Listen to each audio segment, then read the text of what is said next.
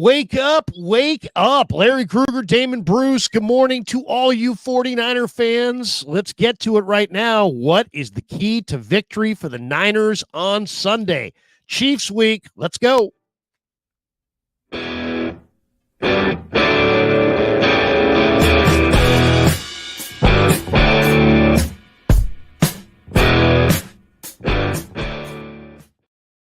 Wake Up is brought to you by Sam's Chatterhouse. And Larry, you are right. It is Chiefs week, and it is a big week for the 49ers. Good morning. Everybody hit like and subscribe. It gets the algorithm churning in our favor. Make sure that you're supporting both of these channels. And Larry, man, you know, I told you I am not picking the 49ers over the Chiefs. I've been burned by that too many times in the past. I'm not doing it. But the closer we get in the game, the more I'm starting to talk myself into it. It could absolutely happen. Let's talk about how it can happen. I think the key piece of the puzzle needs to report for duty for it to happen. They're going to have trouble beating the Kansas City Chiefs with Jordan Mason. Without him, I don't know if it's available to them. You've been at practice. How's Jordan Mason? What's the latest on him? He's been wearing the blue jersey. We haven't had a chance to watch practice. We were there for a very short amount of time. I'll be down there again today. I'll report back later today. But yeah, I agree with you, Damon. I think you're absolutely on the money on this one. Can the 49ers run the ball on Kansas City is like maybe the biggest question. Kansas City holds opposing running backs 88 yards a game. Niners just ran for 228 against Seattle, and they're averaging the third best mark in the entire league at 158. But then when I looked at the box scores, Damon, this is what the Chiefs have allowed this year. Henry, 46 yards. Zach Moss, 34 yards. Bijan, 31 yards. He's a hell of a back. J.K. Dobbins, they held him to 32. Last week, they held Kamara of the Saints to 26. So these are all got to give. Styles of running backs. These are, guys who carry a big load. There's some jitterbugs in this conversation, too. It's not just a type of running back they're shutting down. And I'll tell you, the Chiefs' numbers against the run are even better than their numbers indicate because you factor in one of the best running days against them came from Lamar Jackson. So when you're just looking at this as what have they done against running backs, they've destroyed running backs all season long so far, and the 49ers are going to need Jordan Mason in this game. Without him, it's hard to look at Isaac Guerendo as your answer to the running game. Meanwhile, though, Larry, they got a shot. If there's one thing we know about this league, it's any given Sunday. The Chiefs are not an elite 5-0. They're a wavering 5-0. It's good to be 5-0. No one needs to apologize for anything when you're 5-0, but they're not quite the powerful Chiefs team that we have seen the last couple of years. And if the 49ers can go north of 30 points, they win this game. It's going to be hard to get north of 30 points. I had Bob Fesco on, big-time Kansas City radio guy, morning man, Bob Fesco in the morning. And he said, look, the 49ers are going to score on their opening drive. It'll be a touchdown. It'll be a field goal. And then everything is just going to get squeezed. The Chiefs are allowing about 5 point whatever points after halftime. They get better as the game goes along. So whatever Shanahan shows up with, he's going to need a couple buckets of it, and he's going to need it in the second half as well. To me, the Niners are even though the Niners are favored, which is odd. And it was odd in the Super Bowl. To be completely honest, the Chiefs at that point had the best quarterback, the best head coach, and the best defense, and they had won the previous matchup in the Super Bowl, and yet the Niners were favored. And once again, in this matchup, the Chiefs have, Reed and Mahomes and the best defense, and they're still dogs. Chiefs are 15th on offense, 6th on defense. Niners are 9th on offense, 12th on defense. So the best unit on the field is the Chiefs defense. So I think that what you heard there was probably pretty spot on. But I will say this. I think that the Niners' key to victory is the Niner defense's ability to take the ball away. The Niners' defense has registered 11 takeaways this season. That's 5th most in the NFL. Green Bay's got 17, Chicago 13, Minnesota 13, Saints 13, and the Niners and Steelers both have 11. That's a lot of takeaways, and they're going to need to take the ball away from Mahomes. It's as simple as that. I mean, you're not going to been turnover prone. He's thrown at least one interception in every game so far this year. Yeah, 6 picks, 6 touchdowns, 6 picks. So that's going to be a key. And then both these teams, the Niners and Kansas City, have struggled in the red zone. Niners are 25th in the NFL in red zone touchdown percentage. The Chiefs are worse. So whoever is, I'll say it right there. Whoever wins the turnover battle and whoever scores more touchdowns in the red zone, that's going to be your winner. That is going to be your winner. I think that Leonard Floyd has a really big afternoon coming up. It can't just be Nick Bosa getting held, Nick Bosa trying to beat double, triple teams, chip blocks, everything. Leonard Floyd is going to have to be an answer on the other end of this defensive line. The pressure to Mahomes comes around the tackles. If you want to get Mahomes, you go through the tackles, not really necessarily the middle of that Kansas City offensive line. They're most vulnerable on the edges. We know that Nick Bosa is going to be held multiple times in this game. Leonard Floyd has to do something with that. I don't think the 49ers win with a quiet Leonard Floyd game, Larry.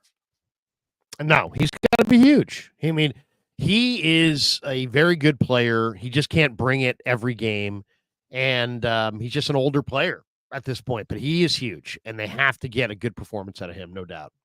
Dominic Puni up front. I see it already. A whole bunch of people in the chat are saying, look, Dominic Puni on Chris Jones could be a difference maker. It's going to need to be. Chris Jones is the most powerful defensive Kansas City Chief by far. And if Dominic Puni has a good day against him, it's just going to increase the early legends here of young Mr. Puni, who's been fantastic early going in his career. Oh, look, if Dominic Puni does a great job against Chris Jones, they ought to make Dominic Puni the captain of the team. They ought to give Dominic Puni 2 lockers like Trent Williams. Everybody and anybody that can do anything to shut off the greatest defensive force in the NFL the last decade or so, especially in these big games, at least as from the Niners fans' perspective. You can shut down Chris Jones. You've got Superman's kryptonite, and you go to the front of the line. You're eating. Dom can do whatever he wants. He can.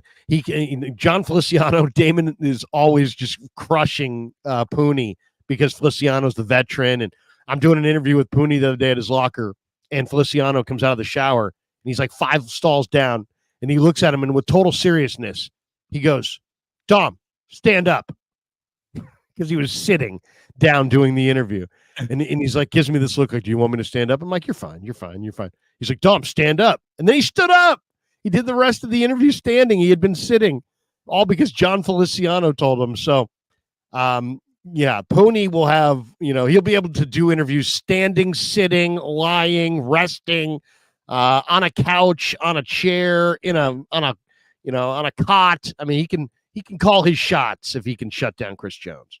Maybe a massage chair. You can bring one in for him. Didn't Bond have a massage chair in front of his locker when he got that? So that would be look, he can do whatever he wants if he has a good day against Chris Jones. This offensive line has about as big of an afternoon in front of it as it's going to see all season. And what an afternoon it's going to be. A huge game for the 49ers. Welcome again to Wake Up, like, and subscribe. We're brought to you by Sam's Chowder House.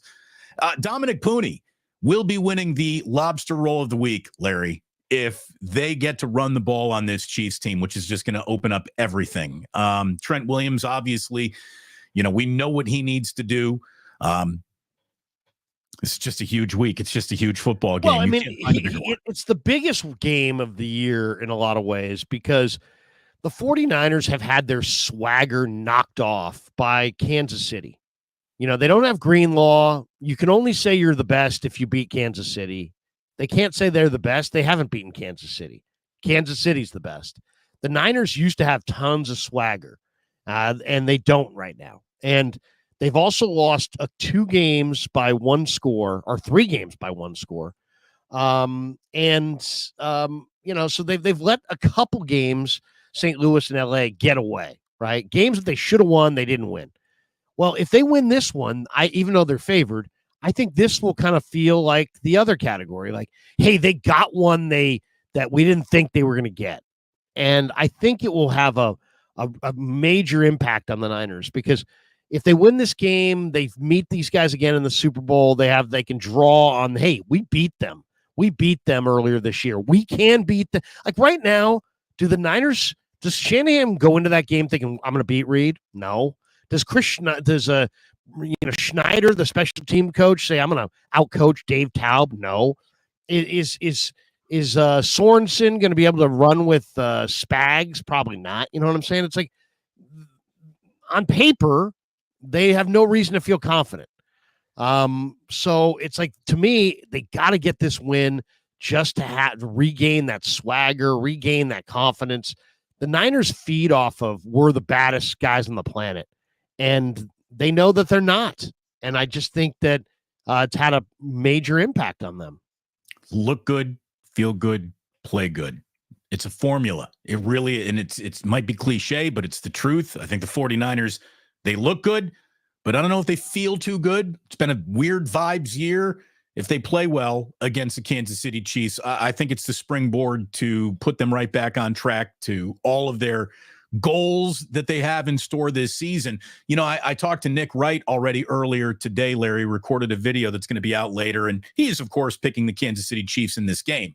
But he said, and I really think that the 49ers are going on a run after that. I think they clobber the Cowboys, they get a bye week, and then their schedule, which looked, pretty daunting, is going to start looking a little bit better for them. He's actually starting to come around a little bit on Brock Purdy, which is a miracle. I guess, all you needed was overwhelming mountain of evidence that this guy can play. And he eventually starts, picking up what Purdy's putting down.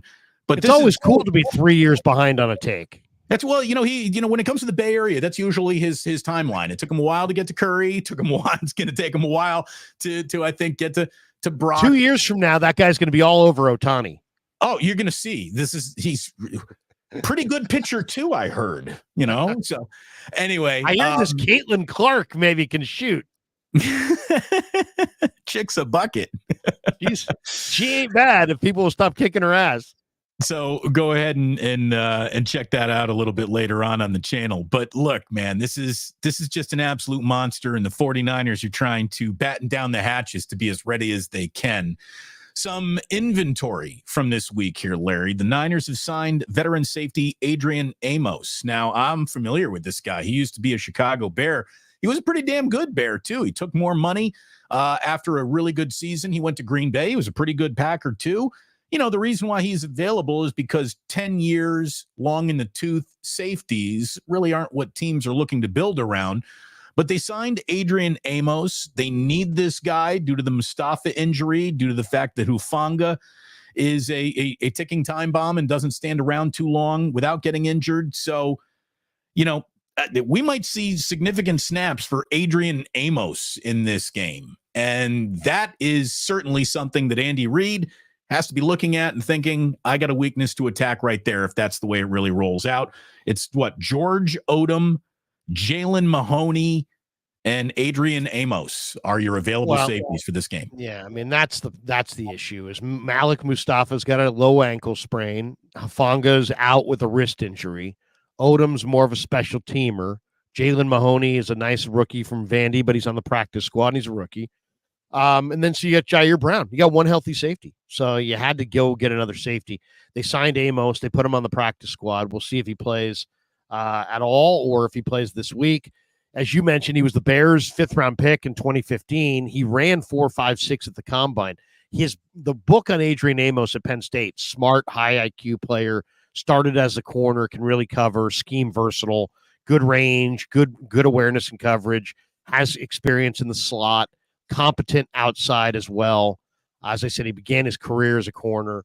He kind of emerged during the draft process because he had a great Senior Bowl and a big combine outside of his slowish 40 time. Then at his pro day, he busted it. I mean, he ran sub 4.4 at the Penn State pro day. And that was a decade ago. It was a while. Yeah. Now he's 31. I was going to say, he's got 13 career interceptions, 3 in the playoffs, 10 in the regular season. He started as a rookie with the Bears at free safety. Then Eddie Jackson came along in 2017, which moved him to strong safety. Then he moved on to Green Bay in 2019. He played 4 years there. He had 7 picks. He played with Darnell Savage. Savage played the deep middle. He played in the box. He was beaten for 12 touchdowns in the 21 and 22 seasons combined.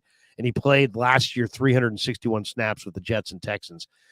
The nice thing about this guy, he's got ball skills, 13 career interceptions. He's got postseason experience. He's a bigger hitter than average. He's a better cover player than average for a safety, even though he's not the cover player that he used to be. But I think the secret ingredient here and why they really like Amos is that the Niners are a mess on special teams. And they're a mess on special teams coverage units. And this guy's got 14 career tackles on special teams coverage units. So, if he's going to make the roster, he's probably going to be a special teamer and a backup, and he's got some great ability on coverage units to make plays. So I think that's what they're thinking. And will he be up this weekend? I doubt it, but maybe.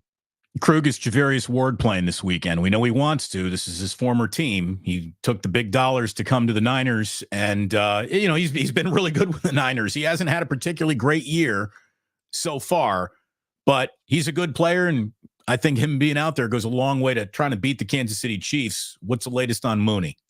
Yeah, I mean, he didn't play against Seattle. Renardo Green played well. Mooney's got a knee injury, and we'll see if he's out there today. People have speculated that Mooney could be traded. I don't think that's the case, but you never know. The 49ers are for who, for what? Well, there's a lot of talk about the Niners showing interest in other corners. Greg Newsome, Darnell Savage, and there's definitely rumblings of the Niners showing interest in other corners, which is making people kind of speculate, well, why are they looking at other corners? They also have this mountainous situation coming where they've got $54 million of cap room right now, but they're probably going to have to pay all that and then some to Brock Purdy in the offseason. So that's what they want to roll their money into, is most likely into next season. But if they're looking at other corners, there's speculation that maybe, that because they're fine. I mean, here's the reality. The reality is they're going to pay Purdy between $50 and $60 million probably a year. Okay. And that's going to alter their entire structure of their salaries internally. And there's going to have to be an offloading of, I would say, 3 to 5 key guys. And they probably, with Lenore as a free agent and Mooney as a free agent, they're going to go with Lenore. So if you're going to lose Mooney at the end of the year for nothing, and if you could flip him somewhere else for some draft compensation and get another player that you could have that's cheaper, I mean, we'll see. I mean, that's the speculation. There's only, I think November 4th is the trade deadline. So we're about 2.5 weeks away. But that's one of the interesting subplots is, will the 49ers, who paid a lot of money to Debo, a lot of money to Ayuk, a lot of money to Trent, a lot of money to CMC, and are going to pay Purdy a ton of money, are they going to offload somebody that they're going to cut at the end of the year for draft picks, or will they not do that because they're inside their Super Bowl window? I think there's a chance if they could find a corner, Damon. I think there's a chance they would move Mooney. I really do. The history of contention, has a contender ever traded a starting corner 6 weeks in just because the money was going to be easier to work through during the offseason? That to me feels like a really good way to put a huge dent in your chances to return to a Super Bowl this year. I mean, you're going to bring in a new guy who's played no reps with this defense. Yeah, but the thing is, this is the thing. You've got to ask yourself, they're evaluating these guys every day. And if they don't feel that Mooney's playing at a very high level right now, they just put Renardo Green in, and he played at a very high level. So they've got Yadam. They've got Lenore. They may feel that Mooney is only slightly better than their other guys. You know what I would do, Larry? Honestly, if there's a talk about what can we do with Mooney Ward if we don't want him out on an island as a corner anymore, maybe ask him to play a little free safety. He's a good tackler. He's a good tackler. Yeah, but it's not as easy as that. I mean, they're totally different different positions, different everything. But to me, trading a starting corner is a totally different way to go about things. So we are through the looking glass of abnormal. Can you get more? To me, I don't give a shit about the future. Neither should the 49ers right now. This is the only season that they should be worrying about contending in. And if you become a better team by trading Mooney Ward today, then there would be a reason to do it. And that might be the case. Future financial flexibility, it's the wrong time of the year to, I think like that. I agree. But you're the old saying, if your premise is wrong, your conclusion by definition is wrong. If your premise is that Mooney is their best corner, then this is all, the idea of trading him is crazy. But if he's not their best corner in the eyes of them, then maybe it does make sense. And also, you never know. I mean, Cleveland's got that Deshaun Watson contract, right? So Greg Newsom's set to earn $13.4 million next year on the 5th-year option. There's a lot of talk they're going to move him. A lot of talk. Manuel Forbes, very productive interceptor in college at Mississippi State. He was drafted not by Adam Peters, but by the previous regime in Washington. He's only playing like 25% of the snaps in Dan Quinn's defense. He could be dealt. Darnell Savage, they're saying out of Jacksonville, could be dealt. So we'll see the way it shakes out. But I think all options are on the table at the trade deadline for sure. Since we're talking trades, here's I don't mean to pick old scabs and wounds here, but let's say the 49ers wanted to put Brandon Ayuk on the block right now with the contract that he's signed to and the production that he's shown so far this year. We just saw what Devontae Adams and Amari Cooper got. Do you even think the 49ers could get a 5th-round pick for Brandon Ayuk today if they put him on the block? Well, no. I mean, first of all, they're not going to. They're not going to be. A total hypothetical question.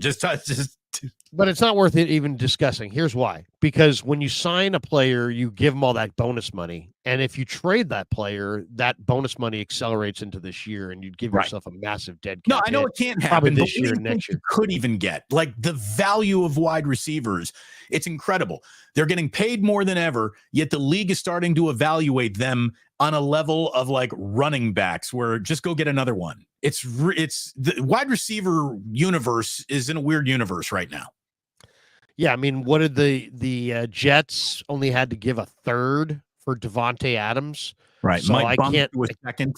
Yeah, maybe a second because he's a younger player. Maybe. But Amari Cooper, was a pretty good deal for Buffalo.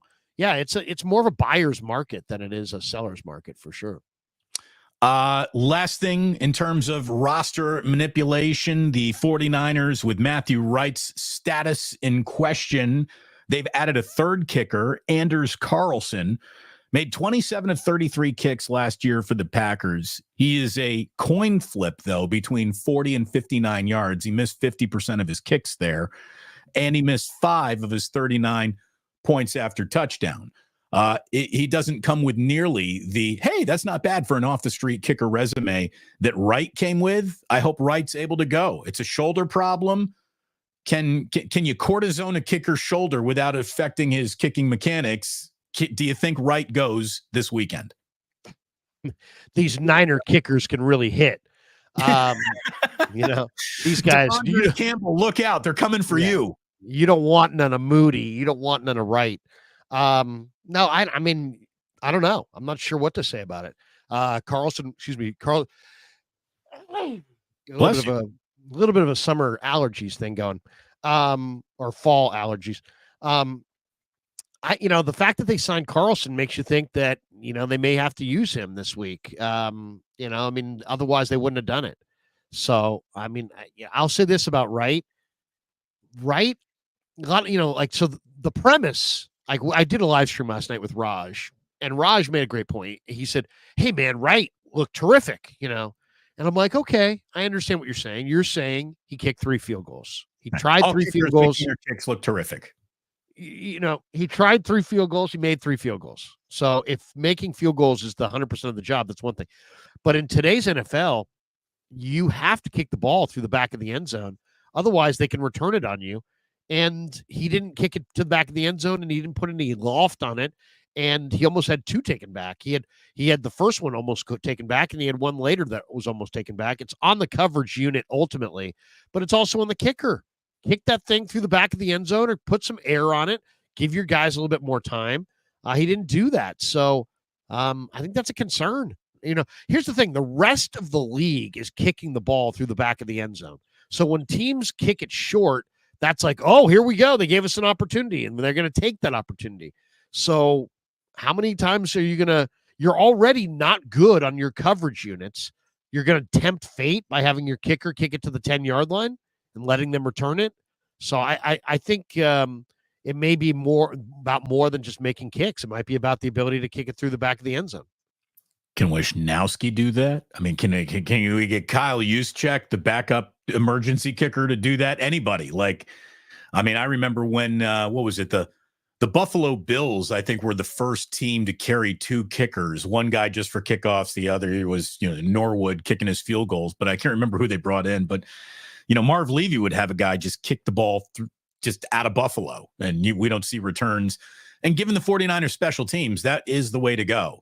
Let me give you an example of a text that I got from a guy who was at the game in pregame, Damon, who sent me this text in the middle of pregame, and this is pretty good. Okay? In Seattle? You mean this is in Seattle? Okay. He goes, wait, here it is. Okay. Are you going to tell us who this guy is, or does it have to be off record? No, it has to be off the record. He says, my only focus in Seattle in pregame was watching Matthew Wright. He was kicking line drive short kicks. I told our guys that the kickoff return touchdown was inevitable. And boom, kickoff team doesn't break down. It's embarrassing. Yeah, there's no question. But, the fact, line drive short kicks is not what you want. Not what you want. So maybe Anders Carlson is here to maybe he can kick it. Maybe he's got a little bit of a stronger leg. Matthew Wright looked accurate, but man, his leg looked really weak. He just barely getting it over. You know what I mean? There wasn't a lot of speed. I know we've been watching Jake Moody, who's got one of the big legs in the game right now, but still, Wright looked really weak. Now he made the kicks, which is great, but they also took one back. By the way, I just got a 49ers red zone. Don't want no short kick, man. I remember that terrible song. Don't want no short kick, man. Oh my God. Who sent that? That was a 49ers red zone there. Don't want no short kick, man. That is awful. You don't want that. What you do want is everything that's waiting for you at Sam's Chowder House. Roll the tape, Larry. We got to get new footage. I know we keep on going back to this, but it is so sexy. Blue skies, blue railings, blue water, blue lower third graphic. I don't know if it's blue crab. I think it's Dungeness. That's the lobster roll, boys and girls. By the way, the chips that they serve with it are awesome too. Don't get the fries, get the chips, get the paella. Look at the cioppino. How do you not get the cioppino? Words do it no justice. Absolutely no justice. How do you not go Oysters Rockefeller, and then when they bring them to you, you say, those were good, we'll take another order, thank you. We're going to need two of those. We're going to need another one of those quickly. I don't even like oysters, but I love Oysters Rockefeller at Sam's. It's really weird. You don't like oysters, but you love Oysters Rockefeller. Yeah, I don't want a cold oyster, but you Rockefeller those bad boys out, I'm interested all of a sudden. I went to lunch on the Embarcadero about a month ago at a place called the Water Bar. Yeah. And a buddy of mine ordered some raw oysters on the half shell with, they just bring a little bit of little cocktail sauce, No. It's like, no, not even. It was like maybe like a rice wine vinegar maybe. And, something else that also, and it was like really like you were tasting the sea. Yes, it was of La Mer.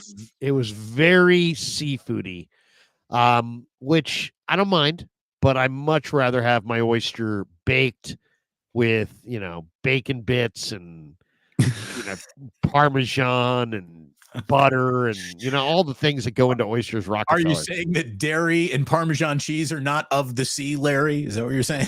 That's what I'm saying.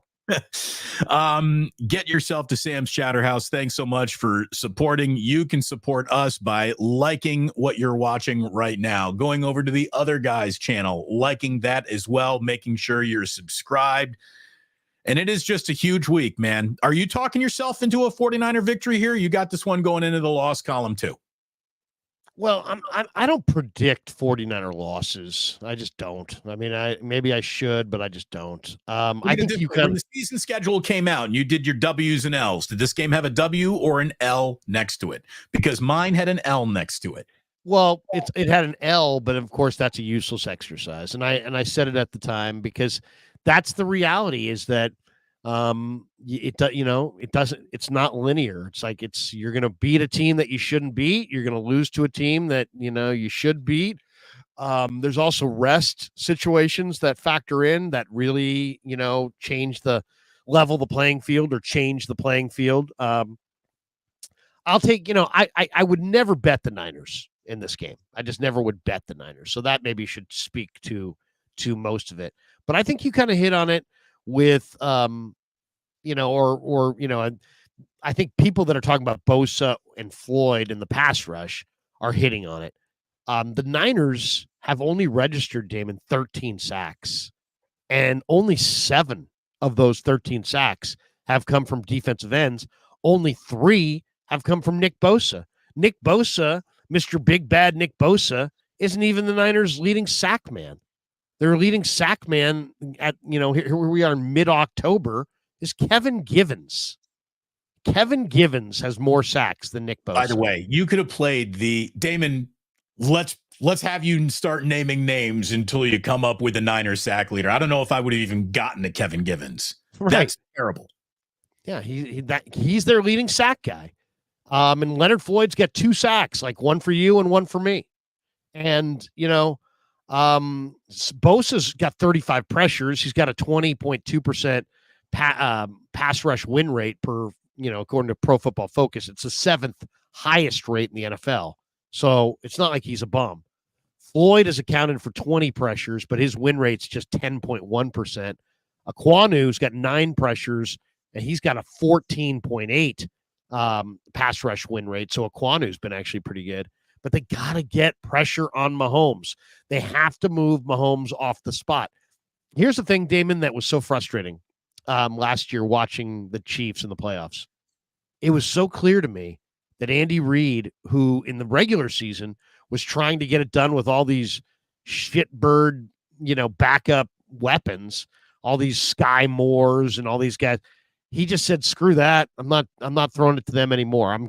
It's Kelsey, it's Pacheco, it's Rashee Rice, or Mahomes is going to tuck it and run. And that was it. And it was like against Baltimore, Damon, they ran exclusively up the middle between the guards because that's where their strength is, in the center and the guards. The Chiefs have the best interior line led by Creed Humphrey in all of football. So all they did in that game was run it through the A gap and B gap straight ahead at the Ravens. And when they got to third down, they either had some little rub route, timing route, Kelsey, Rice, just a little nothing route, no concept at all, just a little backyard football type thing, or Mahomes ran it. And they carried that to a freaking that and McDuffie and Snead and Chris Jones and Bolton, and they carried that to the freaking Super Bowl. And they won the Super Bowl in their down year, in their transition year, by just doing, what they needed to do, not risk the football. So my point is this. It's one thing to say, hey, man, we got to go after Mahomes. Against Kansas City, you have to do a job on first and second down just to earn the right to rush Mahomes on third downs. And if you don't stop them on first and second downs, you don't even have the right to rush Mahomes.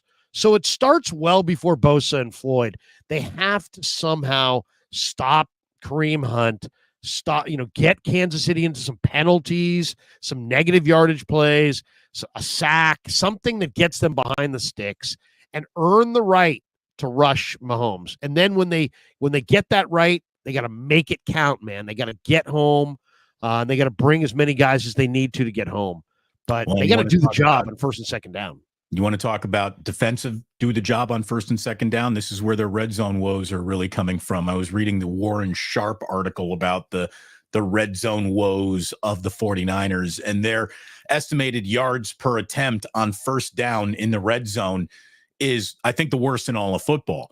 They're just not getting into a manageable down and distance on second and third. And then Kyle, there's one thing that I think the 49ers are going to need to change or rewire the way that they think about how to play football, because they don't quite have that dominating take over a level of football game defense that they used to have. There shouldn't be a single punt when they're on their business side of the 50. Unless it's like 4th and 18, an inconceivable, you're going to get that done, where you might want to try to cough in corner. In Chiefs territory. In Chiefs territory, you got to be in 4-down mode. Anything that is 4th and 5 and you're in Chiefs territory, you go for it. Yeah, I agree. 4th and 5 or less. Andy Reid's going to be going for it on 4th and 5 or less. Yeah. Well, in Niner territory, I think he will. Well, I'll say that he might. I'll say this, though. The same way that the Cardinals felt, some of these teams, Rams, some of these teams the last couple of years when we're going up against the Niners felt like, hey, man, we need to steal a series. It wouldn't hurt the Niners either. I mean, how are you going to beat Kansas City?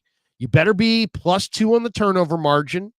Okay, you better not be -2. You better be even or +1 or +2. Okay, otherwise you got no shot. You're -1, you're -2, you're -3, you're dead.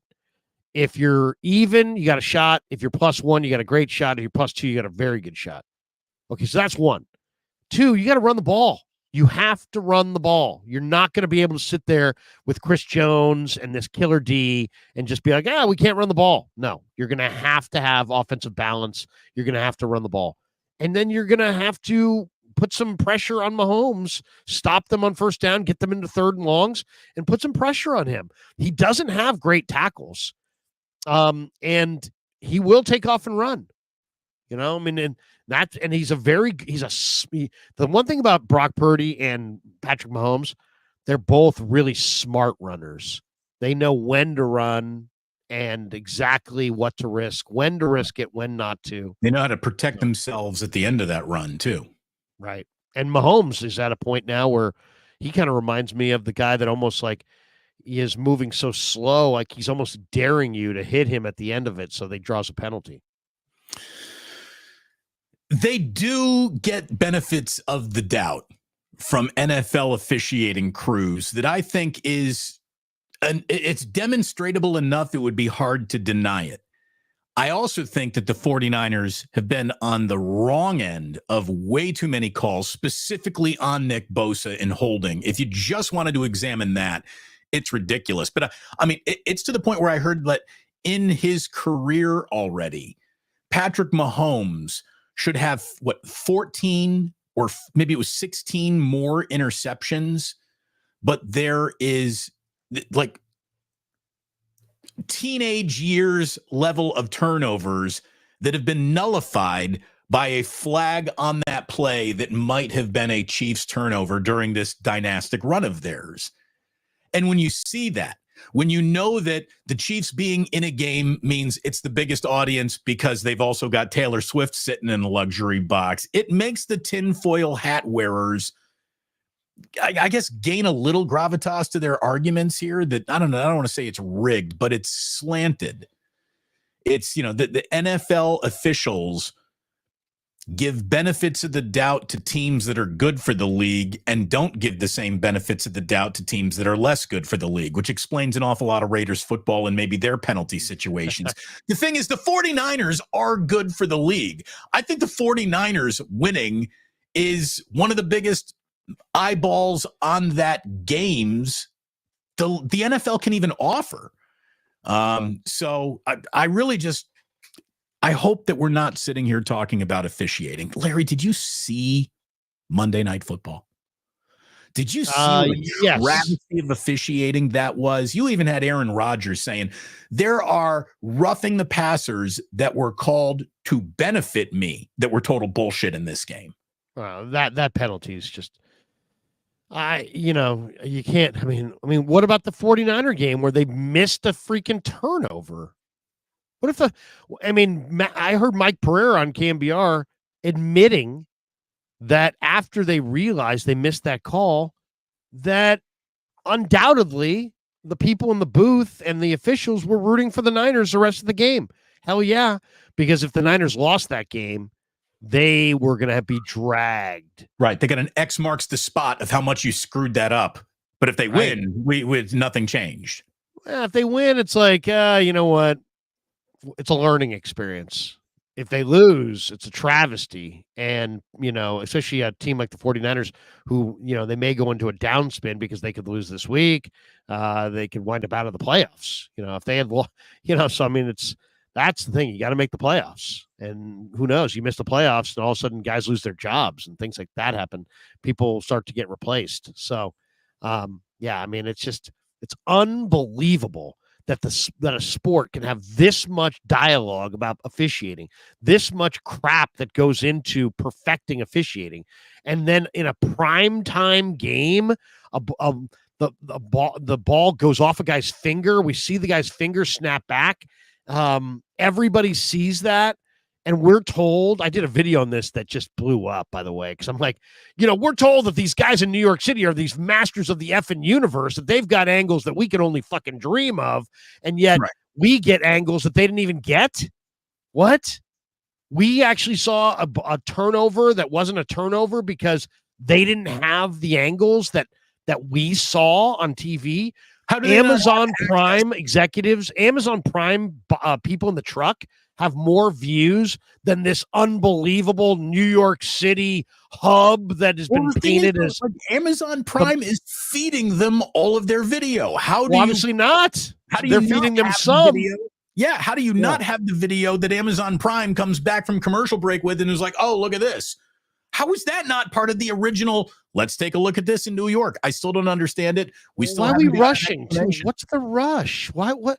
These games mean so much. Why we, can we possibly take a breath and see? And, it's a major, major play. I mean, could you imagine if they had screwed that up on a Super Bowl Sunday and it changed the outcome? I mean, it would be like one of the most famous moments in the history of the National Football League. I mean, to the negative, and it would kill credibility and the belief system that the thing's on the level. So, I mean, when your credibility is on the line, guess what? It takes a long time to build credibility. It takes no time to lose it. Especially with gambling being the ever-present talking point, broadcasting point, advertiser. I mean, the league is so married to gambling now. For anyone to have a premise of things that might not be on the level. There's only one thing that could ever take football out of being the most popular sport in America, is that if there were true evidence that something was rigged to the benefit of gambling. I mean, that would destroy so much credibility with the NFL, and it would turn the league into like, what, I don't know, the WWE, WWF. It's the reason that the baseball owners sought out, Kennesaw Mountain Landis, who was as flawed got, but they wanted to stamp out. They had a real problem, and the perception of the games not being on the level. That's all you got. I mean, if the integrity of the competition in its purest form is in question, you have nothing. It's then WWE, and then people laugh at WWE. They some people watch, but basically it just became kind of a joke. Do you want the NFL to become kind of a joke? So, by the way, it's Alan Eck's crew. Alan Eck is your head official for this 49er game against the Kansas City Chiefs. So I don't have any reputation of Alan Eck, good or positive, to share with you one way or the other. I'm just glad it's not Bill Vinovich. I'll say that much. I'm glad it's not Bill Vinovich. I thought it was Bill Vinovich. No, I'm just looked at it. Week 7 referee assignments. Chiefs at Raiders, Alan Eck. So there you go, Alan Eck. Chiefs at Raiders? Excuse me, I'm Chiefs at Niners. Oh, okay. Chiefs at Niners. Sorry. Alan Eck is going to be your on the field official in this game. Alan Eck. What the heck? Hey. There we go. We're wrapping. Yeah. Thank God no Vinovich is pretty much the thoughts going on the chat right now. Yeah. Chiefs outrage. Yeah, never mind, everybody. That's not happening. Everyone calm down. By the way, and I have to mention this, and I some of the people put out videos on this, and Chase did one, Grant did one, but it's hilarious that there's always people banging on people about credibility, and oh my God, what a wild take. The people that were like immediately reacting to the trades yesterday as like, oh, the Niners ought to get Max Crosby.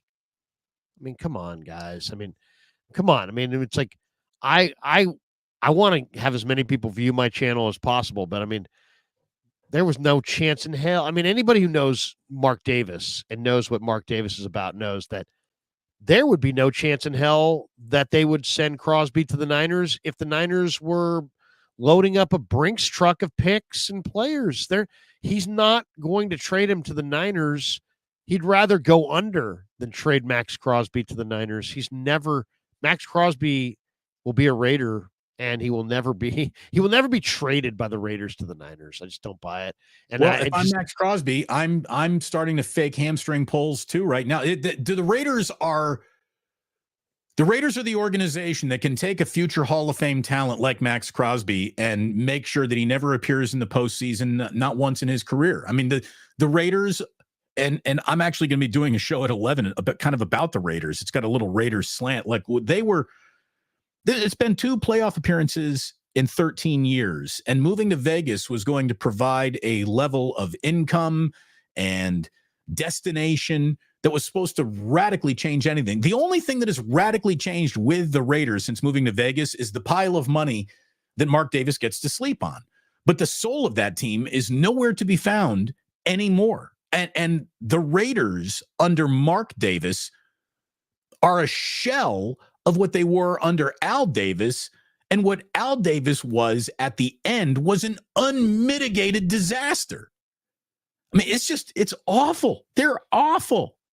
They're on their 4th coach in 5 Vegas seasons, right? I mean, it's amazing.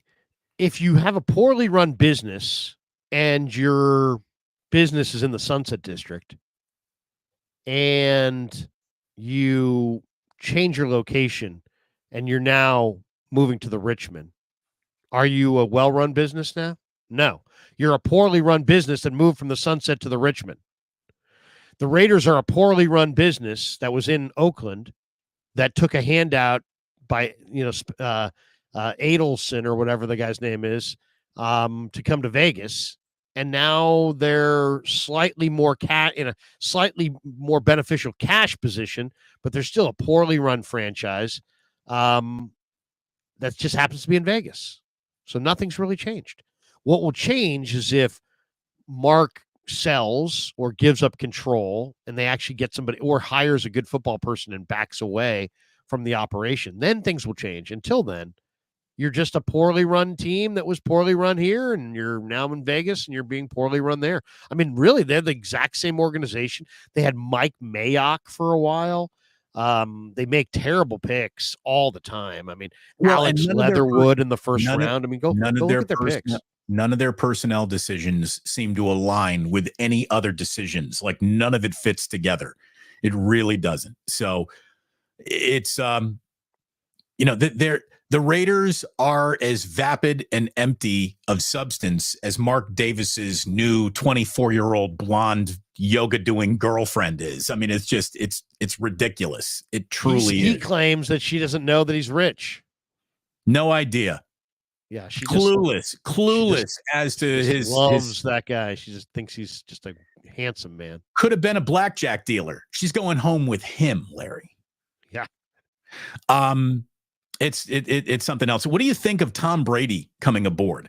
By the way, Tom Brady coming aboard as an owner basically shuts down his access as a broadcaster in every conceivable way. Fox has got to be like asking some money back for Tom Brady's $300 million broadcasting career. He's not allowed to sit in on a single pregame meeting. He's not allowed to visit another team's facility. He's not allowed to say anything that could be construed as tampering at any point in time. He's not allowed to be critical of league officiating now as a Raiders owner. So whatever Tom Brady wasn't bringing to the party in his broadcast, he'll be bringing even less now that he's an official NFL owner. Do you think that Brady has been allowed to join the Raider ownership group to do anything other than provide an avenue maybe out of the Mark Davis business for the NFL? Is this a slow-moving coup of finally getting Mark out of the league because the Las Vegas franchise is too important to the league to let someone who doesn't know what he's really doing continue to operate it? Well, I mean, he's not going to sell any significant portion of the team to Brady. Brady has some piece of the puzzle because he's smart. But yeah, you're right. I mean, it's like that. So you got this great financial asset because nothing is a better asset these days than owning an NFL team. But now it undercuts your ability to gain even basic information on a weekly basis. You're already kind of a stiff, awkward broadcaster who's now going to not have current information. I think his broadcasting, career is going to be short-lived. He sucks. He's not very good. His timing sucks. His now he's got no access in Santa Clara. I know, and I love Tom Brady. A great family, great guy. Interviewed him coming out of Michigan on the Stanford practice field. He was a total exactly the same way he always was. He's an incredible guy. He's one of the greatest players of all time.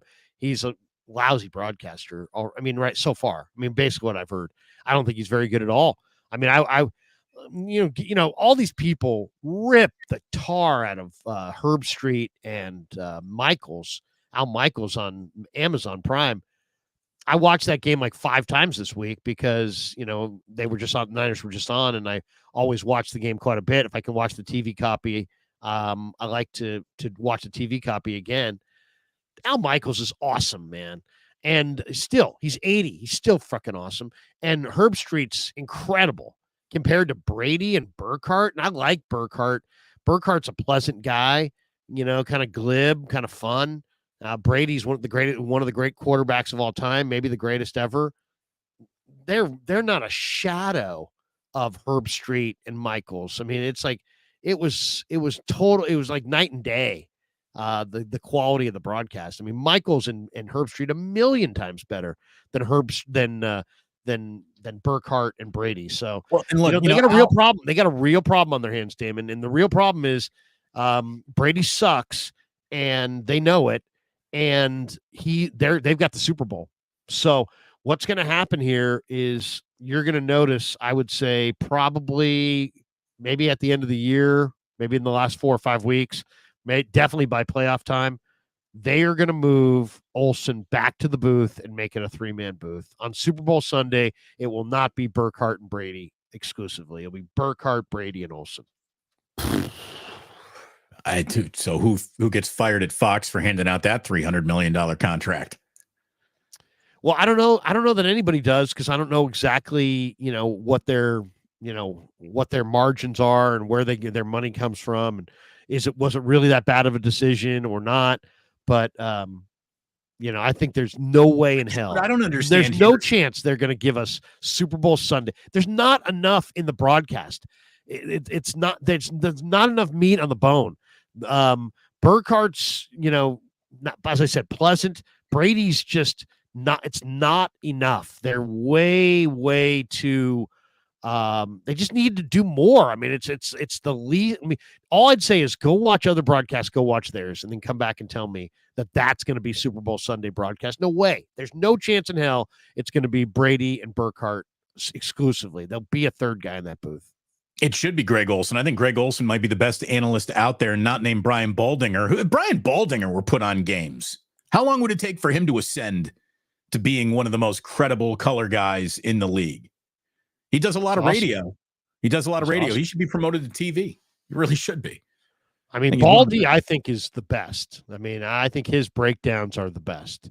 So I've always said that growing up, I used to watch tons of Cubs games on WGN.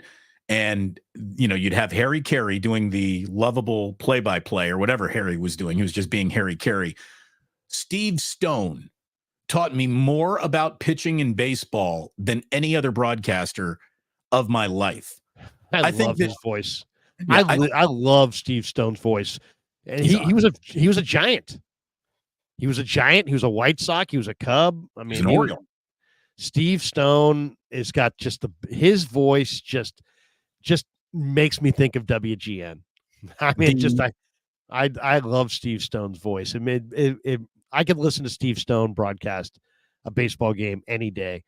I think Brian Baldinger, with all the Baldy's breakdowns that I watch, no matter what he puts out, no matter what team it's about, no matter what player it's about, I watch it. I am a 100% going to watch any Baldy breakdown I see ever come across my timeline. I don't think that there's ever been a guy who has taught me as much about football and technique, especially in interior offensive and defensive line play, as Brian Baldinger has in just the last handful of years, where he's really embraced, putting out player evaluations on social media. He's an encyclopedia of information. Oh, he's the best. He's the best. Yeah, he is phenomenal. I'm trying to dig up one of Baldy's breakdowns so you guys can see one. But he's absolutely terrific. Had one on Diamador Lenore that was outstanding. And Diamador Lenore is an ascending player with the 49ers. He's basically saying this kid's becoming one of the best corners in football. Coach Yak puts a lot of his stuff out there too. Let me see. I do want to play you one, but because there's okay, wait, let me see here. I do want to show you one. By the way, the one thing that to watch for in this game is how good is does Ricky Pearsall play? And if so, how good is Ricky Pearsall? And is he the difference maker in the red zone? I think there's a chance he will be. He's fantastic. Will Ricky Pearsall be on the field for 10 snaps? Let's answer that question first before we start talking about how he opened up the red zone. I don't know. I don't know what to believe with any Shanahan rookie wide receiver. The only thing I know is that Kyle usually has utter contempt for his rookie wide receivers. And not this one, though. I hope not. Hey, so prove me wrong. Prove me wrong. Get out there for 30 plays. Get out there for 35 plays. Get yourself 6-7 targets when neither Brandon Ayuk nor Debo is getting 6 or 7 targets in a game, usually with the offensive game plan. So let's see what, if anything, he adds this week. If Ricky Pearsall scores a touchdown this season before Brandon Ayuk does, that was a really bad contract that they gave to Brandon Ayuk. Well, I don't know if I would say that, but I hear what you're saying. But I do expect Pearsall to be a factor in the red zone because he's got the ball skills, he's got the quickness, he can uncover. I do think that you're going to see Pearsall be a major factor in the red zone this year for the 49ers. Just because him and Brock were in lockstep in May. Now, how much field work have they done since then? I don't know. But man, I mean, I think there's a very good chance that Ricky becomes a real factor in the red zone. And I want to show one of these Baldy breakdowns, but I just can't find it. I can't find one that I really want. I do want to show you this though, Damon. Look at this. One of the stories of the 49ers in the last couple weeks has been that Hargrave is done for the year. And a lot of people are like, oh my God, are they going to, they have to go get DJ Jones and this and that. Have you noticed that the Niner run D has actually improved since Hargrave? Absolutely. Malik Collins. Get Malik Collins as many snaps as he can take. That guy, if he gets a paw on you, you're getting tackled. Not just Malik Collins. Look at Big Ev Anderson here. This is the rookie. I'm going to play this thing on a loop. He's got the Guardian cap, but look at the quickness on 325 here. He just basically goes right by 70. He made 70 look really slow. Just went right by him. That's Laken Tomlinson, I believe, isn't it? Who is that? Yeah, it's Laken Tomlinson. And he just blows right by him. Evan Anderson, Damon, 6'3", 325. and he's played well. Week 14, he played 19 snaps. He had 2 pressures, a sack, a forced fumble, and a run stop. This week against Seattle, he played only 13 snaps. But in 13 snaps, he had 2 pressures and 2 tackles, and he is graded out as one of the highest graded Niners on PFF. This guy's doing a job. The Niners guaranteed him $280,000, fully guaranteed, to get him to sign as an undrafted player. And they promoted him off the practice squad in front of T.Y. McGill. This guy is a force, man. He's strong as an ox. He's quick as heck. And he's playing well. I mean, I love a lot of what Hargrave moves so well that sometimes he moved himself out of the hole altogether in his pass rush moves. The one thing about Evan Anderson, he's going to stay home for the most part. He's going to be in his gap, but he keeps those shoulders square, and he's almost immovable in the run game. Not to change the subject, but do you think the Niners are going to wring a drop of value out of Yatir Gross-Matos this year? We have not even seen him. We don't even know what he looks like. He's a rumor. He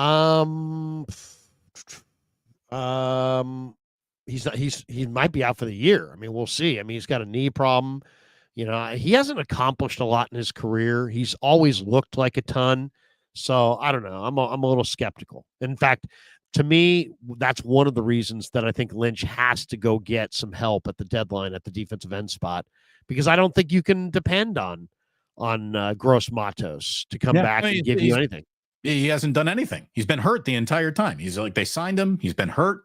Didn't do anything. Entire preseason, entire regular season so far. And if you can't get on the field, it's not going to happen. Broken metronome says, I could have sworn I heard Larry talking about how he doesn't put faith in PFF stats, but quotes them when he thinks it's convenient. I don't put lots of stock in the PFF stats as far as their grades. So like, okay, we'll give you an overall grade. Why? Because there's times where they've given overall grades to offensive linemen that I think really don't deserve those grades. So yeah, I'll reference them from time to time, but it's really more about the actual, their breakdown, where they tell you, okay, 19 snaps, 2 pressures, a sack, a forced fumble.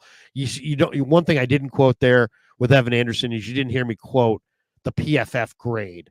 1, because it's a number that doesn't mean anything to anybody without some perspective. But 2, I just don't put a lot of credence in the actual grades.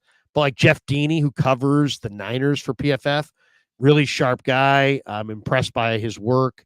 And I'm not anti-PFF. I like a lot of the things that they do. I just I'm not totally sold on their grading system. And I find myself at least a third of the time going, I don't think that's a reflective of this player. You know what I mean? I don't think that grade is reflective of the player I'm seeing. Again, Pro Football Focus grades sometimes illuminate something, sometimes just don't make sense. Like it's not matching up with what you're seeing with your own 2 eyes. And you're like, where does this number really come from? There are a few numbers in football that we continue to lean on to make or dot arguments with that I don't even think we understand. I mean, if you ask me right now, explain how the NFL comes up with a quarterback rating, that would be a very short video on my part. I don't have a lot of explanation as to how that number, 158.3 or whatever it is the perfect. I don't think it's important. How do you get there? I don't think it's important. I don't think it's, Damon, I don't think it's important. I think what's important is the ranking, right? Okay, this guy's got a blah, blah, blah, blah, blah grade. Okay, where does he rank?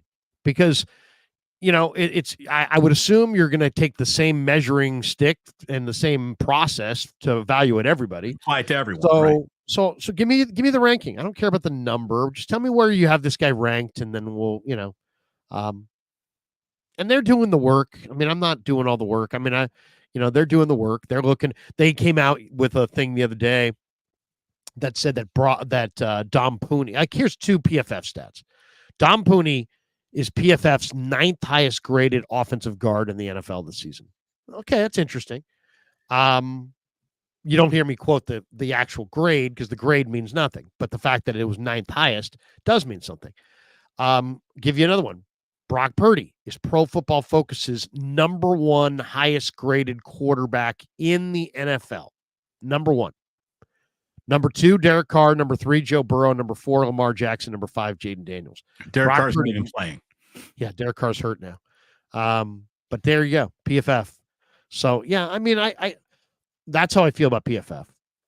I use it as a tool. I find it interesting. I think some of their people are really, really credible, but their overall grades, especially on the offensive line, I don't put tons of credence in those grades. When Nick Wright and I, just recorded a video that'll be out later today, when, he was trying to make his argument as to why he continues to doubt Purdy in some cases. And he said, look, he does grade out, through Pro Football Focus as the best in football. Are you willing to say he's the best in football? I'm like, no, he's not the best quarterback in football, but he's not the 15th best quarterback in football either. So he's like, oh, so there is a moving curve. And I was like, yeah, I guess so. But it's just, I don't know. Like my naked eyes tell me that Brock Purdy's having a hell of a year. He's a hell of a quarterback. And it's not just because of the talent around him. He's good at this.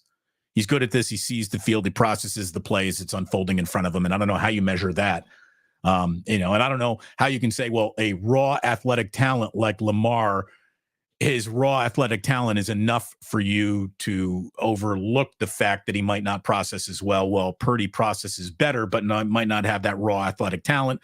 Where do you, where do you think? But he does have great raw athletic talent. He really does. No, he does. He truly does. But it's the conversation that I have with a buddy of mine about steaks. Larry, I'm so fucking good at cooking a steak. I will nail that temp either, in a cast iron pan, on the grill. I am so good at cooking a steak that I don't even know if I need to buy the prime beef anymore. Like, I can do more with a lower cut of beef than most people do with the USDA most expensive prime, because they screw up their cooking. Like, my technique is good enough to make any steak sing. I don't need the Pavarotti of steaks to serve you a good steak. So where does the rubber meet the road? My cooking do you find yourself selling your technique as a strong point? Absolutely. Yeah, absolutely. You look at it this way. I may lack the steak, but I've got the technique, baby. Something like that. You won't know it's not prime when I serve it to you. You're going to say, damn, that's delicious. I'm Kobe beef every day of the week, baby. I got something I got to show you. Hold on. Invader 49er wrote, do a video, Damon. I want to see how you handle your meat. Yes. Yes. Here is George Kittle on Brock Purdy from the Debo pod. Okay. Yes. This is pretty good stuff. This is great. And you've seen this? Yes. As a matter of fact, I'm going to play it on my 11 o'clock show. Here we go. And this woman, is just, she's the host, I guess, of the Debo show. And I don't know who she is, but moderator. Obviously she doubted Purdy, and who cares? But here it is. But what do you have to say about people that maybe still aren't bought into your quarterback and Brock Purdy? Rocky? Mm-hmm. Well, I think we've gotten to the point where a majority of like the talking heads, or the majority of the actual like analysts who watch football and have played football and understand football, I think they're all on the board of like, yeah, he's a pretty damn good quarterback. Yeah. And then you have the people out there who are still hating on him for no reason. I mean, like, you look at, it's crazy too, because like I think Brock is he's a victim of the moving of the goalposts, like, all the time. Like, they're like, oh, well, he doesn't do this, or this. And then when he does all that stuff, it's like, oh, well, it's because of Debo, George, and Ayuk. Well, then he does it. Hey, he like led the league in like his yards downfield, all this stuff. And me, Debo, didn't even play in the game. It's like, well, what are you complaining about now? Oh, he's a check down merchant. I'm pretty sure he's leading the league in air yards. So it's just like, what dog? Like, what else do you want him to do? They gonna find something at all times. And also, like, yeah, I mean, like, hey, has he had a bad game? Sure. Quarterbacks have bad games. Like, love Josh Allen. Like, he's had a game where he's had 3 picks before. Like, you don't just gonna like roast the guy for that, because most of the time he plays at a super high level. So it's just like, all right, sure, he had like I think Brock's had 1 okay game this year, but besides that, he's played elite. So it's yeah. like, Not for sure. Full transparency, I was one of those people. I fully doubted him last. I'm out. See ya. No, stop! I swear. No, but Well, last you can turn the video off from early, here. We don't I need her to kind go of back felt on like, her okay, you know, things are looking good, but this is a healthy team. There's a lot of weapons. Like I was Last giving season, more. what about the season before that when he came in with like As a rookie. snaps, like of anything? And I like think won, like what I 5-6 straight. expected last Damn. season, what my Crazy. take was, which was fully wrong, and I'm live right now admitting that, was that I thought I would see regression from him. Like I thought, like, you know, he had that really great season, and I was like, I don't know if this is gonna last. And I mean, he silenced me. He shut me up because All right, every cool. time I watch Good him job, play, Brock. yeah, Brock. no, Great job, truly, Brock. you really can't argue with what he does out there. But I have to be honest, I was totally one of those like, I don't know if I'm bought into it just yet. Are you all the way bought now? How can you not be? All right, say All right. Nah, I mean, yeah. who the heck is she anyway? Yeah, who's signing her paycheck? Yeah, the guy who says, you like my quarterback? I didn't have him rated very highly. Of course, I don't know what I'm talking about. Yeah, we I mean, don't it's like, know who you are or know if you've ever covered the sport of football. You're hosting a podcast. We don't know who you are, but that doesn't, hey, I'm sure she's good at what she Nice does. shoes. Whatever. Where's that studio? Did they build that studio for Debo inside of Levi's Stadium? Is that in some suite or something? Or is that Debo's house? Where is that being recorded? I don't know. But that was one of the better episodes. By the way, and there's this one too, Damon. I forgot. I wanted to share on this one. This is one of my favorite sound bites of the week. And we'd be remiss if we didn't play one of the best sound bites of the week. Here it is. Here we go. We got to check in on Jerry. Check in on Jerry. Let me bully some local radio hosts. Here we go. Here's Jerry doing his thing. This douche. is why the Cowboys haven't won in a long time, why they ain't going to win. Jerry, I think the counter back when you said, where are you going to get the players? You can't get them this week is, and you're aware of all the off-season topics. Yeah, but what is your counter? What is your damn counter? My counter I is really want to know where you would go get it. Now, don't tell me about should gotten a guy in the off season. Why not? This isn't a damn word argument just because I'm not arguing with you. I'm dealing with how we line up against San Francisco, not what I did wrong last week or last month or 2 months ago or 2 years ago. If I really gave you guys a list of all the things I've done wrong over the last few years, you couldn't be on this program for the next 5 years steady and go over it. But every now and then you do some right things, and at the end of the day, you add it up, and the rights give you a better spot than the wrongs. But if you think for any minute right now, there'll be one Super Bowl champion. What do the others do wrong? There's one Super Bowl champion. Now, we want to be that champion. And I'm sure not throwing the towel in today because of what happened out there Sunday. But I'm not going to sit here and waste a lot of energy, a lot of time. Let's talk about what I should have done back in 1907 or 2017. Shit, Ben. Come on. I've got more time than that, and I actually don't even have time on this great show for looking back at decisions. Okay. So, Jerry, 1970, a little different from this past off season in building the team we're talking about today, which there was a lot of criticism that you guys didn't add, didn't spend, and don't add and don't spend, and are not aggressive enough with some of the problems that are still haunting the Cowboys today that we see play out on the field. That's the point of talking about the off season. Oh, I remember those criticisms very well. Okay, so what? Or are they playing out to be accurate? What's your point? My point is, it seems like Listen, let me tell you what I'll do. About it. I will let us sit down and look at the decisions we've made over the last several years. Okay? I'll look at it. Now, if you think I'm interested on a damn phone call with you over a radio and sitting here and throwing all the good out with the dishwater, you have got to be smoking something over there this morning. I'm not. And I really don't, and I don't even want our listeners to listen to me, to talk about, this is not your job. Your job isn't to let me go over all the reasons that I did something and I'm sorry that I did it. That's not your job.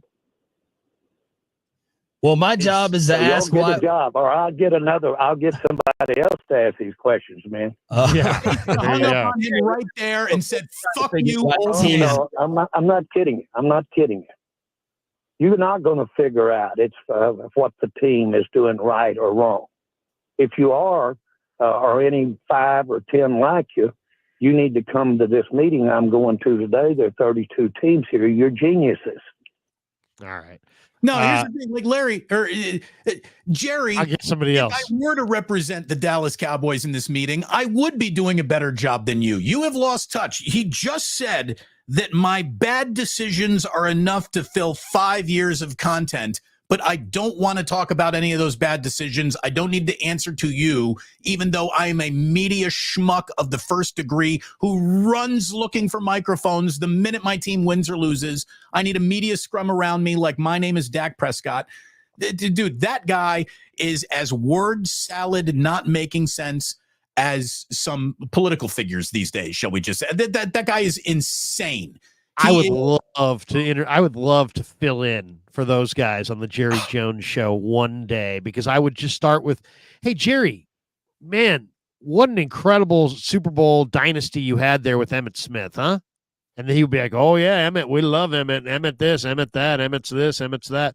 Well, why don't you fucking get an Emmitt Smith again? Why are you leaning on Rico Dowdell and old man Zeke Elliott and Cavante Turpin and Deuce Vaughn?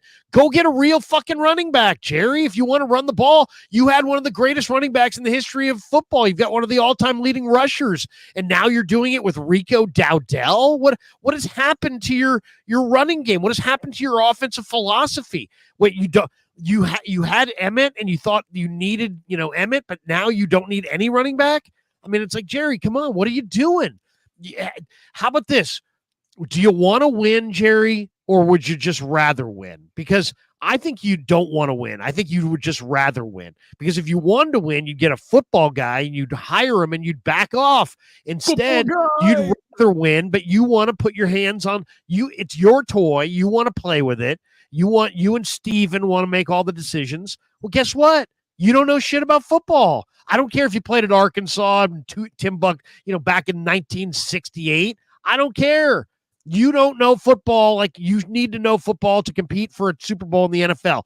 You are lucky. You're a great businessman. You lucked out into Jimmy Johnson. You stupidly fired him on a drunken stupor, and you've been regretting it ever fucking since. So you know what? I'd put him in his place. Now he'd fire me and he'd be on to the next guy. But guess what? The audience would drive home that day going, "Shit, this guy just took down Jerry Jones." Yeah, you'd be a cult hero without a doubt. And look, I wouldn't even bring up Emmitt Smith. Forget Emmitt Smith. Emmitt Smith is a distant memory. We might as well be talking about the 10 Commandments. But it's his philosophy. You know what I'm saying? It's like hammer in home on what you won and what was your philosophy. So now, did you change your philosophy? Was Emmitt, a fool's gold, or go get your next Emmitt? You're doing a terrible job as a general manager. Here's your philosophy. You traded for Trey Lance, you fucking idiot. There you go. That's it. You traded for Trey Lance. You gave up assets for a guy who probably doesn't play another game in the NFL. I mean, he probably doesn't get another start in his career. And he's your third quarterback. You traded for an emergency quarterback because you got Cooper Rush or whatever. He's only the second dumbest guy in the NFL, Damon, because the dumbest guy of the week award goes to this guy right here. I don't care what you do, you never go at the fans. At the Bengals, while the Cleveland's on the Philadelphia Sirianni is going over to the sideline. Here's people heckling him, at the Giants, and he's talking trash to the Philly fans. While the and then he brought his kid sideline to. He brought his kid to the press conference as a human shield. Which never do that. Never do that. Arguing with fans in Philadelphia is the best way to sign your own death sentence. I mean, he's out of there. He's out of there. It's insane. It's insane that he thinks that there is any there, that's the fight that he needs to be fighting. Oh, we're getting booed here at home in a game we're winning. Yeah, you're in Philadelphia. This is what comes with it. And you must have known that because you've been living in it for years. So when you've soaked in all the adulation. So you're on some level, you're cool with the adulation. So guess what? You got to wear the criticism too. And the last thing you should do is start getting mad at your own fans. That's never going to work well. He's out. He's going to be gone. He might not even be a bad coach, but he is going to be fired for that right there because there's nowhere to go from there. There's nowhere to go when you walk over to the stands and start lecturing the fans. Who is the next coach to be fired? Do you think we get another this year? I think it's Sirianni because I think things are devolving at a speed there that's really, they're not good on the field. They're life and death to beat the Cleveland Browns at home. My God, when you're life and death to beat a team that's about ready to have a fire sale, that's not good. And the Eagles have real problems. Peterson and Balky just got their vote of confidence, which is usually what happens 3 weeks before people get fired. Yeah, but that's Jacksonville. It's going to take a while. I have a feeling they'll be there to the end of the year. In Philadelphia, it's a hour by hour situation. It's very volatile, very, very volatile. Let's wrap up today's show. I got one more. We'll get to the supers here. I know we don't have too many of them. Yeah. So let me ask you one last question before we tip our cap, say thank you, ask everybody to hit like, subscribe, go to Sam's Chowder House, all those good things one last time. So Hassan Reddick either decides to play for the Jets this week or officially is not going to be playing for the Jets, right? They just traded for Devontae Adams. If there's a we're going for it now moment in their season, I don't know how they go 9-2 or whatever they need to go. It's a waste of time, I really think. His agency let him go. In other words, his agent CAA fired him. You have so overplayed your hand. We're not interested in representing you anymore. You're hurting our credibility as people who get NFL deals done. If the 49ers had a chance to add Hassan Reddick, would they do? Would you? Yeah, I would. I absolutely would. For a couple reasons. One, I think it's a possibility, distinct possibility. And you say, Krug, why are you saying this now? You haven't said this all year. Because he switched his agents from CAA to Drew Rosenhaus, and the Niners have a very good relationship with Drew Rosenhaus. Drew Rosenhaus, I've seen on the Niner practice field. I think he was Frank Gore's agent. I know he was Jawan Jennings' agent. They just got a deal done with him. I think he's got a good relationship with Lynch. They got a great relationship with Rosenhaus. Rosenhaus also knows his kid needs a home and that the only way he's going to win is if he is on a team that wins. And you put him opposite Nick Bosa, I think you got something. The Niners have a lot of young DBs. You can't change out all those young DBs. So you got to help them. So what do? You either add a veteran back there, you coach them up better, or you add some pass rush. And I would add pass rush. Reddick is pass rush. He had 11 sacks last year. He's had 4 consecutive years of double-digit sacks. I believe he's one of only, maybe the only. He might be one of one of very few that can make that claim that he's had double-digit sacks 4 years in a row. He's only 30. You're going to owe him $10 million if you take him on this year, but the Niners have $54 million in cap room. He's rested. He's rested. He's ready. I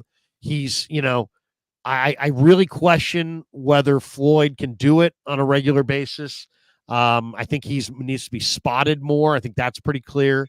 Beal, very raw. Drake Jackson out for the year. Sam O has been Aquinu has been a nice addition, but they need more pass rush. I just told you I read those stats to you. The Niners have glaring issue at defensive end. They only have 13 sacks on the year, only 7 from defensive ends, only 3 from Bosa, 2 from Floyd. So they need edge rush badly. They need it in this game, but they need that just period to protect their young DBs on the back end. So yes, I think it would cost a 5th round pick. I don't think it's going to cost a lot. The Eagles traded him to the Jets for a 3rd. The Jets, I'm sure, would love to get a 3rd back. They're not going to get a 3rd back. They're going to get a 5th. And so would the Niners be willing to trade a 5th-round draft choice and take on $10 million of commitment? You're going to have to redo his deal, but, so it probably won't be a $10 million commitment. It might be a 2 or 3 year commitment. He's no longer, he's in the beggars can't be choosers portion of any negotiation with anyone, right? And Rosenhaus has to know that. Yeah, no, Rosenhaus does know it. And the Niners, I think, could cut a deal there. Now, he's one. He's not the only guy. Azeez Ojulari, the New York Giants defensive end, I think is definitely out there. He could help them quite a bit. Von Miller, they're saying, could be dealt from Buffalo. He doesn't even, he's suspended through week 8.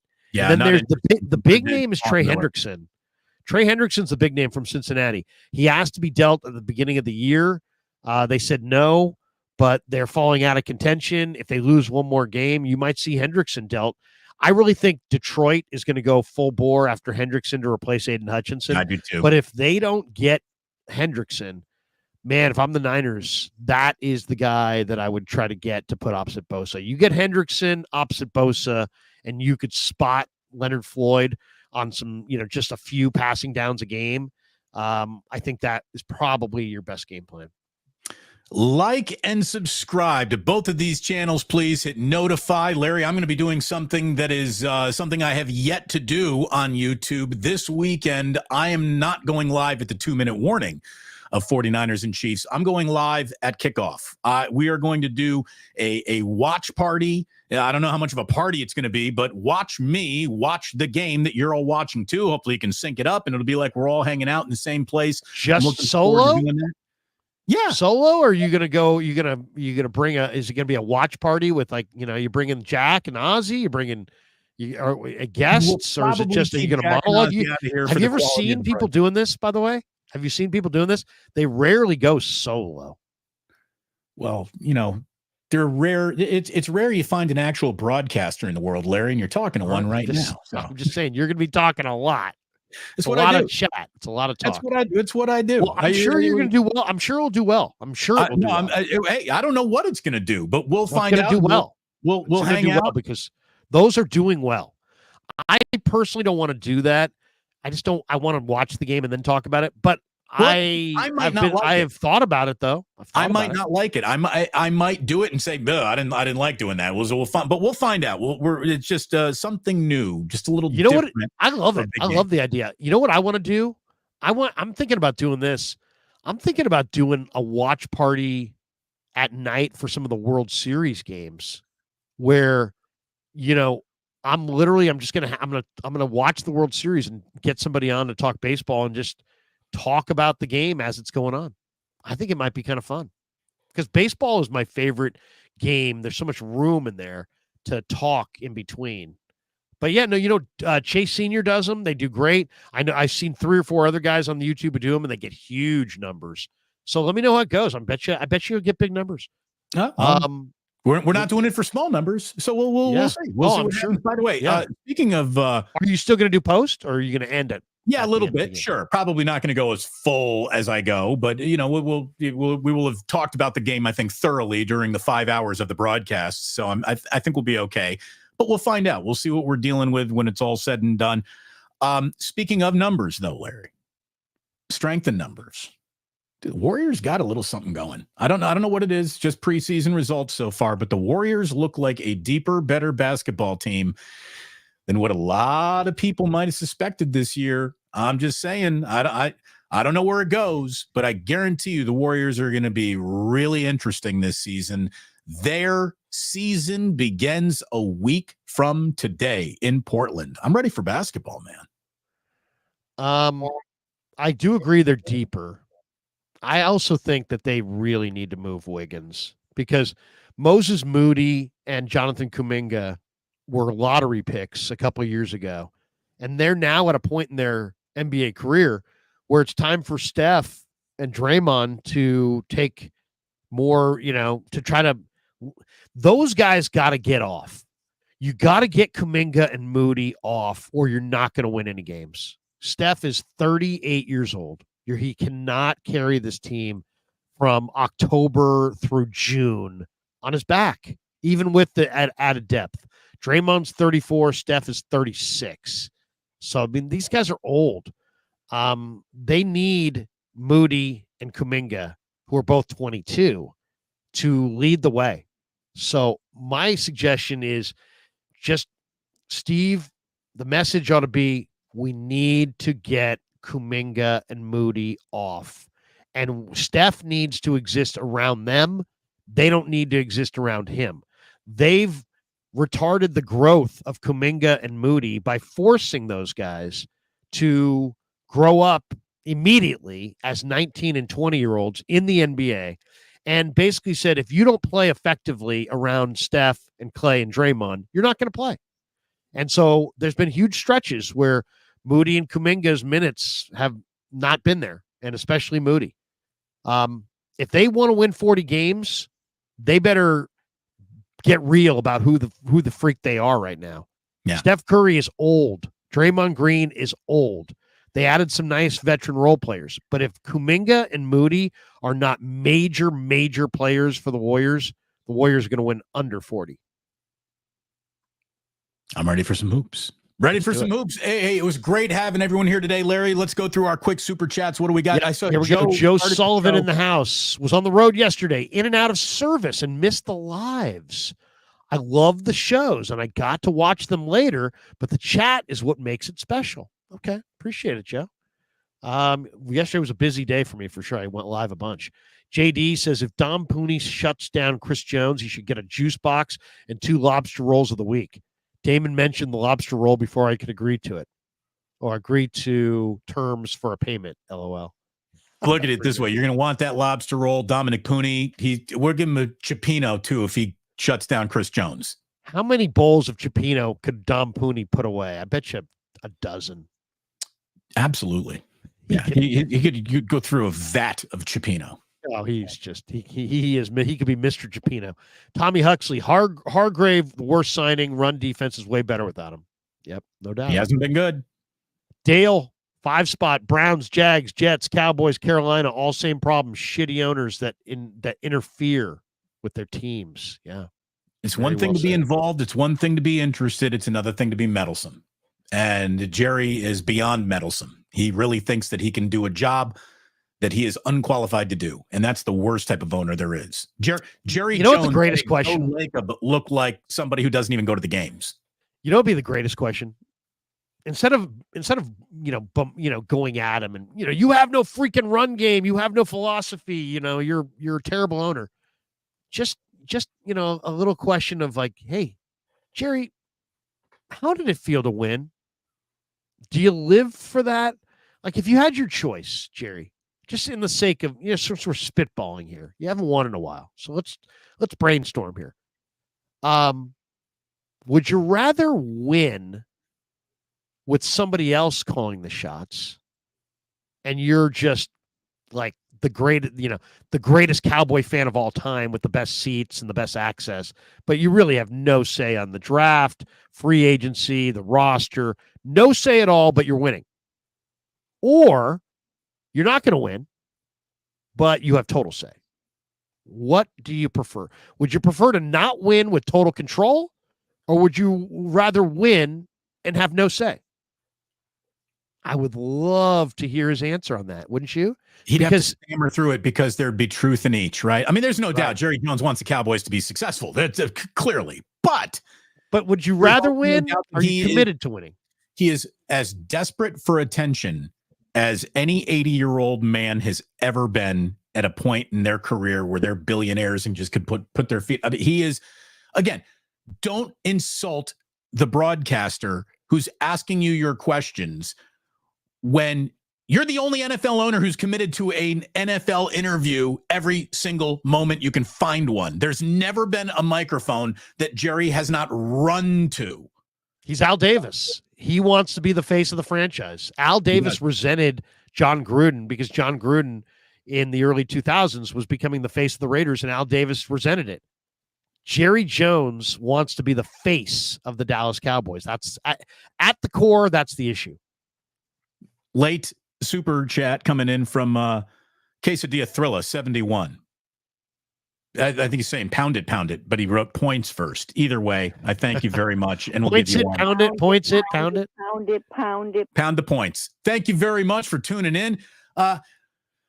A football guy is what Jerry needs. I know a football guy, Lowry. I've been one. I've written down names in envelopes. I've stuffed envelopes like a football guy. They've usually got the wrong name in it, which means, Jerry, you and I are kind of the same football guy. Jerry, there's a lot of guys who would take that job and just kiss your butt. Not good old Trent Baalke. I wrote down Chipino in an envelope, and then I went to Sam's, and I just opened the envelope, and instead of ordering the Chipino, I ate my note.